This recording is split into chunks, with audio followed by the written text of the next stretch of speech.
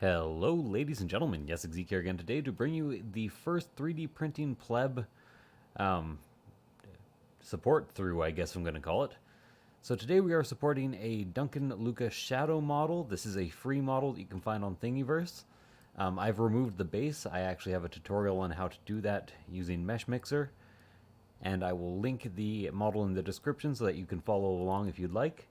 So for now, I'm going to tilt the model very slightly, usually 10 to 20%.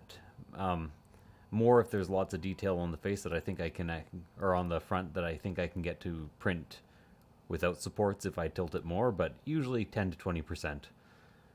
So, starting out, and you guys can feel free to copy my support settings. They are more or less taken from the 3D Printing Pro. I'll just, whenever I go to a setting, cycle through them so that if you want, you can pause. Bottom will almost never change. Top is the main thing. Middle, what matters the most is actually this angle right here. And I may end up adjusting that in order to get supports into certain places, but probably not. So, always starting out with the feet and lots of heavy supports. I find a model can take about 5-6 supports depending on its size on the base. These will stay, but these might leave marks, but nobody will ever notice them since they are underneath the model. And then I want to get anything that looks like it might have a bit of an overhang. So already using some of those techniques that I've shown you guys so far. Too bad about this thing though. Gotta move it over in order to not be too close to either of those. Officially, I don't really need to support this, but I think this should be enough room that it doesn't bond to anything. Now to head to the back side. One jump ahead of the back side. A couple of heavy supports there. Anything that's carrying a lot of weight. Remember, I've said earlier that what matters the most in supporting a model is how much weight each thing is supporting. So these heavy supports are supporting this entire arm and a large amount of this sword, so they're heavy. Also, I think I can get away with heavy supports since these fingers are pretty broad. So, I'm just doing that up. Got a lot of islands on there. Always support from low to high with a few exceptions, because if you do that, it will actually prevent you from blocking your view of supports that need to be placed in the future. So, both of these hand plates, for lack of a better word, need to be supported. Then I could maybe use a support on the belt, or a couple supports on there, but to do that I'm going to have to put that there, move the support over. So when you're in edit mode, this is a quick little thing that you can learn. You can actually change the depth by just scrolling, and then once you're done with it, if you just go back to add supports, it'll snap back to what it was. And that works for changing any setting in a support that you're editing. So this really doesn't want to move. Let's see. Sometimes adjusting the height will allow it to move. There we go. Got a couple of supports on that belt now.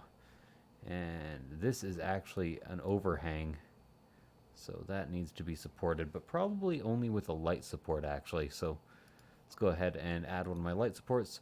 You might notice if you watch both me and 3D Printing Pro that my light supports are slightly heavier than 3D Printing Pro, because I prefer to actually be able to use my light supports individually. He tends to group them together. So it didn't take much of a change for me to actually be able to do that. So now I need a couple of light supports hanging out on the edge of these. Now, should I be conglomerating these supports a tiny bit to make this more printer friendly? Yes, absolutely. And that being said, I will start doing that right away as long as the angle doesn't get too extreme on any of these. In all honesty, I think that's all I can really do. Let's get a couple of medium supports on these swords. Long things that come out from the body, I like to support quite a bit because I find I get a lot of failures on them. So I tend to support all along them with medium, and if I can, I throw in one heavy support somewhere. Since these are supported by heavy on the arm, and all of this is actually supported by the hand being supported, I don't need to add any more heavy supports except for maybe, yeah, one extra medium there. Now, can I preserve resin on this? Absolutely. So let's go ahead and take this down, move it in, move this in.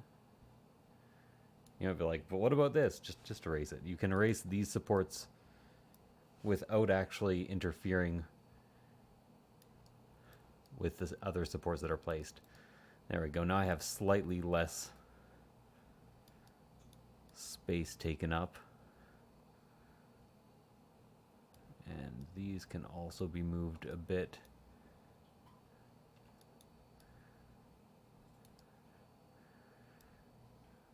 Delete that. There we go. Now I have some space saving and resin saving supports going on. Let's go ahead and do that with this side right away before I forget. I should also mention, and I should have mentioned this at the beginning of the episode, you will need the Photon file validator in order to follow along with this tutorial completely. It is free, you can just look it up and get it. I will also try to remember to post a link to it, but I am not certain I will remember to post a link to it. So, great thing about angling these guys slightly backwards is it makes it very, very easy to support only on the back side of the model. This is actually going to be a bit of a corner, and so is that. Let's move those together. This one's a bit too far away to be moved together. That should still function. That angle's not that steep. Now remember, these support about this much weight, so that means the entire tip of this sword is unsupported and will probably need a couple of medium supports, if not one large support. I'm going to take the risk and go with a couple of medium supports and also erase this big bar that's there for no reason now. And that should all be supported properly. I know for a fact that I'm going to need to get several of these teeth, so I might as well do that right away. Let's go ahead and add a light support anywhere that I think it will actually not do that. So, as far as I'm aware, the only place that I know of that it won't do that is there. Drag this all the way up to one of his teeth. This looks absolutely atrocious, so move that out. Fortunately, it did actually come with a base. Then I can move that back in right here. And I can use that as a base to put the rest of my tooth supports. There we go. I hate supporting teeth because these often don't come off that well. Sometimes they do. Especially recently as I've gotten a bit better at printing and dialed in my exposure settings for my resins. There we go. I've stacked them all up to save some support room. Okay, so, no, I was going to say, as far as I'm aware, this is supported, but I have definitely not properly supported this yet. And actually, what I want here is a medium support. You might at this point be wondering, why in hell's name would he put a medium support there? Well, I'm not putting a medium support there, I'm putting a medium support here.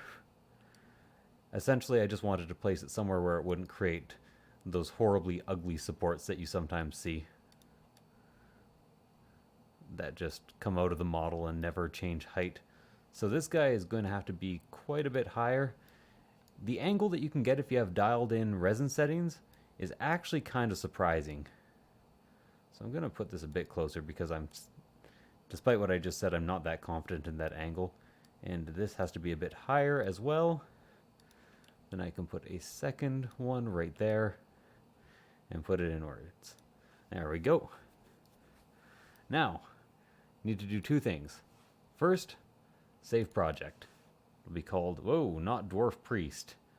Goblin 3, because this is the third goblin in this set.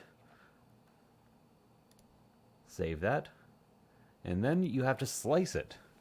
Now, this is why you support one model at a time, because this whole step would take a lot longer if you were supporting multiple models. And Chitubox is a bit crash prone, so I wouldn't recommend it. Save the file, save it as Goblin 3 with the underscore. And we'll write the file, of course, and take a little while to do it. So you guys might even be seeing things that I missed. I would not doubt it at all. But that is the whole point of this next part of the tutorial. So I open up the Goblin 3. You might notice I have the Photon file validator as the default program to open Photon files. Now, it always opens on my second screen for some reason, so I'm going to drag it over here, get it to take up half the screen. Click, minimize, and there we go. I have both the exposure, or the validator and Chitubox open. So hit fix, have 96 layers with islands. Most art will end up with tons of island layers, just because you can never quite control when one pixel is going to be off. So it's always important to run things through the validator if you don't want little floating islands of resin hanging around. So I ended up with 25, which is a bit more than my average. There are several 1 pixel islands here, which might be skippable. But for now, I'm going to go ahead and get every single island. So first one is 174. Now, important note, it is sometimes a bit finicky to drag this around. Like I can't quite get, well, I can actually quite get 4 there, but for the sake of example, I go to 170. If I click off of that and then just hit up 4 times, or even hold up, it'll scroll one at a time. So there we go. At this point, I generally go to lightweight supports, because almost every support I'll need at this point is going to be lightweight. And when they're low to the ground, I like to give a bit of extra room. 176 now. And this is the boring part. So I'm sure you guys could actually figure out at this point how to sort out the rest, so I'm going to lay off the commentary a tiny bit. And this is one of those situations where it is supported, it just doesn't think that it is. So this could very easily be skipped and taken out of the Photon, or just taken out using the alt-click function of the Photon validator. By the way, if you alt-click in the Photon validator, it removes all islands in that area, and all islands connected to that island unless it's too extreme. So you'll need that on occasion, because this guy, even if I move him around, the islands will change a tiny bit. So I run every single thing I print through the validator, and then I just alt-click, and it takes away the island. There you go, 195 now. That only works on the newest version of the validator, which updated only a few days ago, so I highly recommend going to pick that up. So you can see this hook here, that tells me that the thing I need to support is going to be right there. The one skill that I have very much learnt is how to parse a 2D cross-section of a 3D object. And that is the hardest part of using the validator. 241. That and that it's time consuming. I'm sure a lot of people are watching these videos looking for ways to speed up their supporting.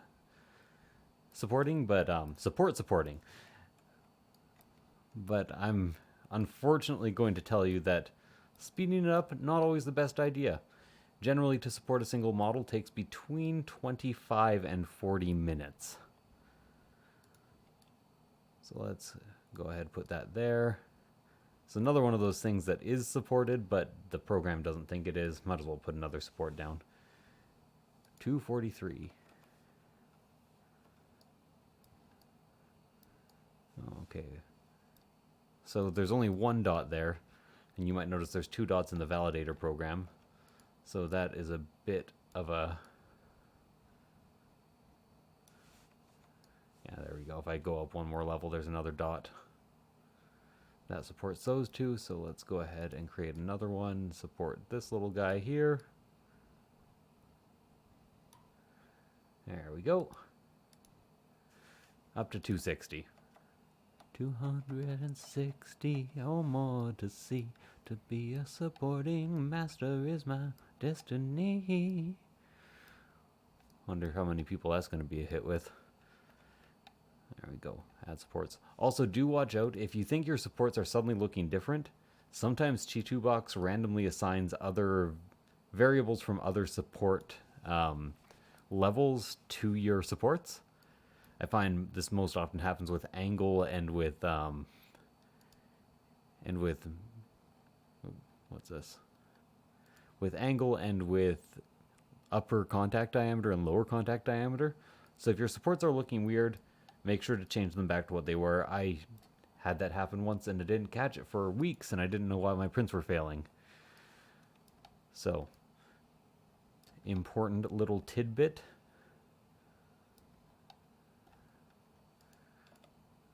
There we go, put that down there.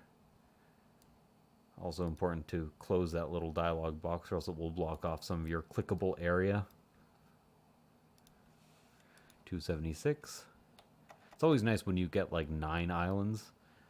Generally it's because the person who made the model was very much thinking of 3D printing, but you always feel like it was because of you. Oh, got myself a ding there. No idea what that's about, and now is not the time to check. I'm having a bit of a hard time finding this island. See, I don't even need to make a support there. I just need to move that one over a tiny bit. 303.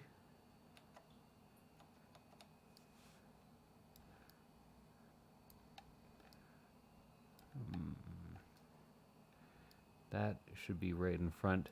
So a lot of models, especially older models from Patreon or from Thingiverse, have gaps in the middle. Sometimes it's very hard to support in these gaps. Usually I just use a validator to remove the icons there. Yeah. So once again, very important to note that if you can't see an island, sometimes just go up one more level. Programs don't quite agree, but they will agree if you do that. 303, 334. I do find myself saying the layer numbers out loud a lot as I support. Oh, okay, so I missed a bit of a finger. Where's the best place to support that from? Might be like down here, actually.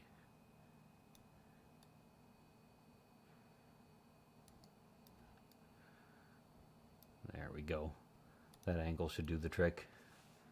355. And then I just have like 20 or so of these to do. Now this is why I support swords so heavily, and weapons in general. Generally I prefer if the weapons are detached, then I can super glue or resin glue them together. Makes them slightly easier to support. I actually have 2 islands on this level. 366. Except the program doesn't think so. Let's get this going on over there. And the other one is on the other weapon. Ooh. Sometimes if you go up one more layer, you accidentally notice the next thing you have to do as well, so might as well support that since it exists. Then support that since it is also a floating island. Another thing you can do to minimize the amount of this that you need to do is slowly scroll up while looking at your model from various angles, and then you'll actually catch some of these islands. Like there, I just caught that one without being told about it. I might actually want to keep this out here. Yeah, that's looking a bit close if I move it at all.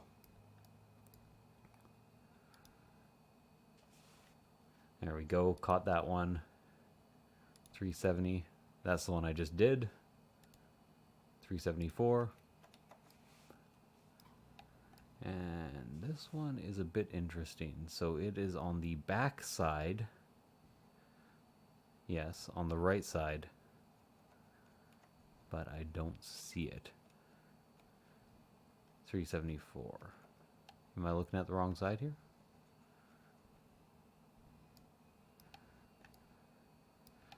Sometimes it's important to get the exact same perspective. I am looking at the wrong side. So, right there. This one's not floating, but that one is floating. So you might wonder why I put it there, because this one could actually use some support as well.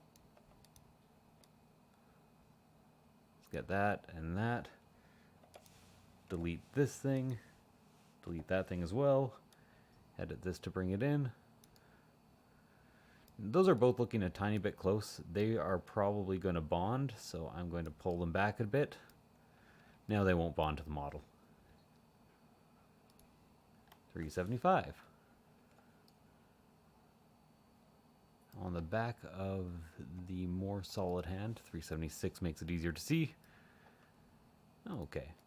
This one's easy enough. Bring it in. Bring that in. That angle should be doable. 377 on the other side this time.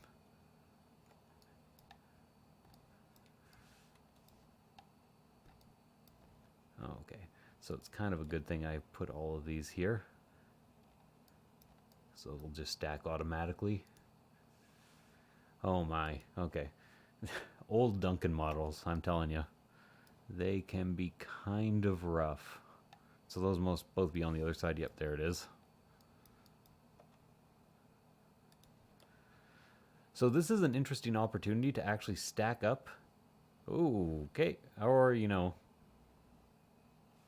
Control Z that. To stack up these two supports, so they're kind of now supporting each other on the way out. And then another small bit of the sword needs to be supported. So why am I so insistent on supporting every little thing in this program? Well, it's because every pixel that is unsupported has a chance of either adhering to the vat or just floating around in your resin. Either adhering to the base of the vat or floating around in the resin. If it's adhered to the base of the vat, you have to clean your vat. If it's floating around in the resin, that's even worse in a way, because as your plate lowers, it could actually puncture a hole in your FEP. So a lot of micro punctures are actually caused by that. 399. This is it actually a island or is it a false positive? That looks kind of like a false positive. So this I'll just remove in the software. There we go, 444.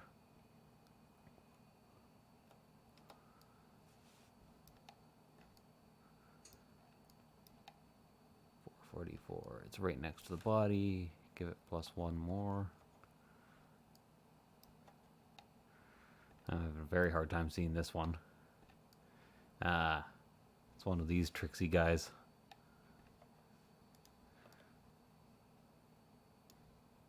So I try whenever possible to conserve resin by putting supports close together, but sometimes it's not possible and you have to actually start a new resin branch. 454. Okay, that looks a tiny bit horribly awkward. So there is a thing in there to support. I think I will actually remove this manually. Actually, all of these. See all these 1 pixel things? Generally, you can remove those manually if you want. 626 now. Big boost. More dings, apparently.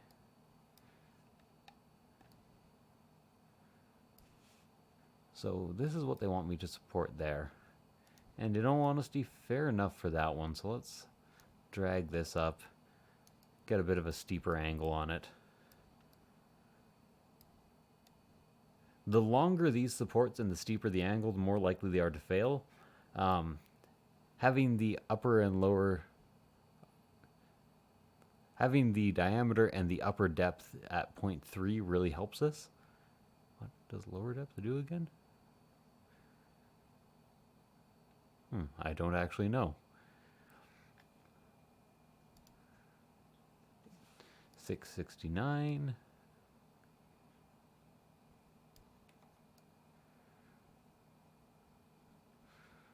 Okay, so having a bit of a hard time with the inside of the ear here. That means I'm probably going to have to put another support. There's actually 2 sections of this ear to support.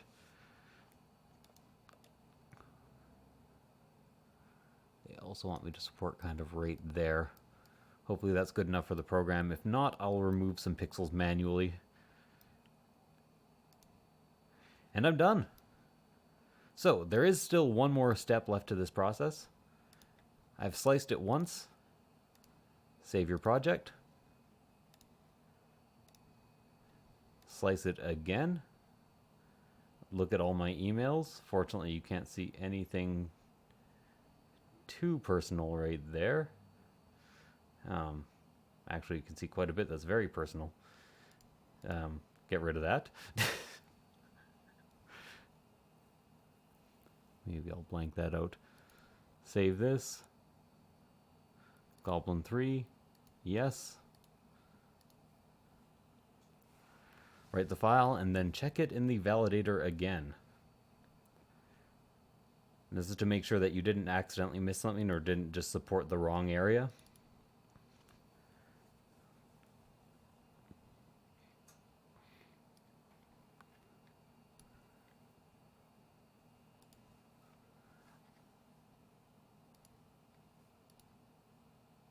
Now 81 islands, you might notice, compared to like the 96 I had before.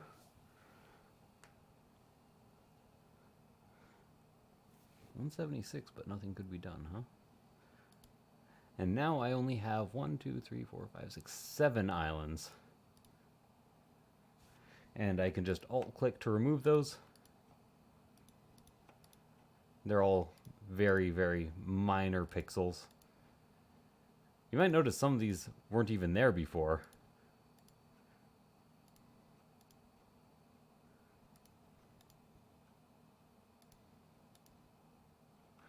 Actually, I would be doing more work normally at this point, because apparently quite a bit of the tip of the sword isn't supported, and I did not realize that.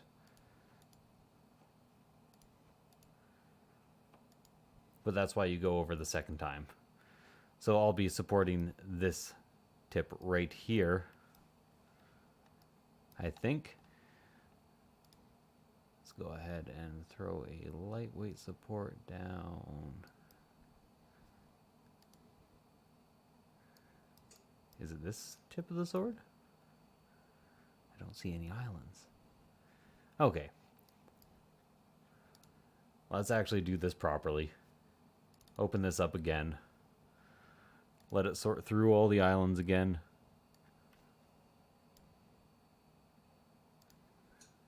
Fix it. Yes.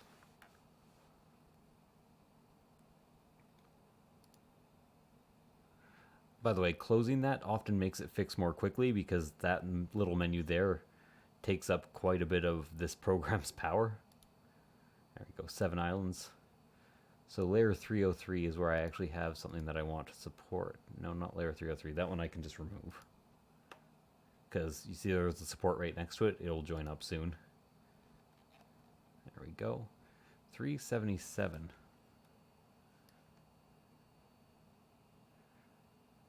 And on the right side of the miniature.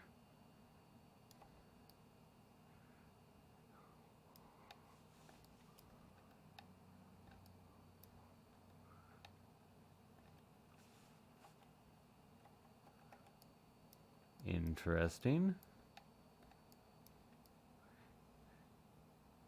It's actually on the left side of the miniature.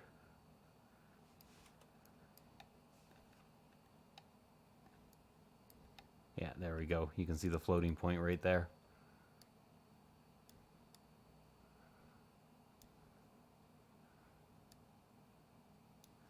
And then 399. And I know for a fact that this is also, yeah, this is also one that supports quite a bit of material. So get that there. Increase that angle a bit. And now I am actually done. So thank you guys for watching. I hope you enjoyed the episode. I hope you followed along. Maybe listen to some music in the meantime. If you did, please do like, comment, subscribe, all that jazz. Do also recommend me in other places, other groups you might follow. I could use the support at this point as I'm new and just growing. So thank you guys for watching. I'll see you guys next time. Bye.